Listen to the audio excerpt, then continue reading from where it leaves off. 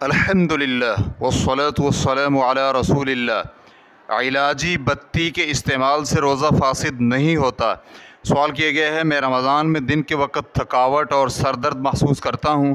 بعض لوگوں نے مجھے علاج کے لیے بتیاں یعنی جو دبر کے راستے استعمال کی جاتی ہیں ان کے استعمال کرنے کا کہا تاکہ سر درد کی حدت میں کمی پیدا ہو سکے، تو کیا یہ علاج روزہ فاسد کر دیتا ہے؟ الجواب بعون اللہ سبحانہ وتعالی، دن میں روزے کی حالت میں علاج کی بتیاں استعمال کرنے سے روزہ نہیں ٹوٹتا، اور اسی طرح اگر روزہ دار کو انیمیا کی ضرورت پیش آئے تو اس کی وجہ سے بھی اس کا روزہ خراب نہیں ہوگا، کیونکہ اس کی دلیل نہیں ملتی کہ انیمیا کرنا روزہ توڑنے والی اشیاء میں شامل ہے، کیونکہ نہ تو یہ کھانے میں ہے اور نہ ہی پینے میں شامل ہوتا ہے اور نہ ہی کھانے پینے کے معنی میں ہے۔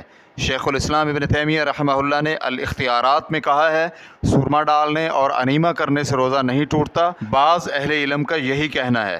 ریفرنس کے لیے دیکھیے الاختیارات جلد نمبر 6 صفحہ نمبر 381۔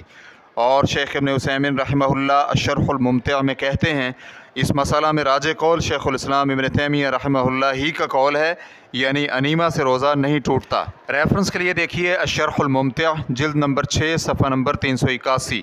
واللہ تعالی اعلم۔ اسلام QA ریکارڈنگز، مؤسسۃ الشیخ محمد صالح المنجد، المملکۃ العربیۃ السعودیہ، فتویٰ نمبر 37749۔ والسلام علیکم ورحمۃ اللہ وبرکاتہ۔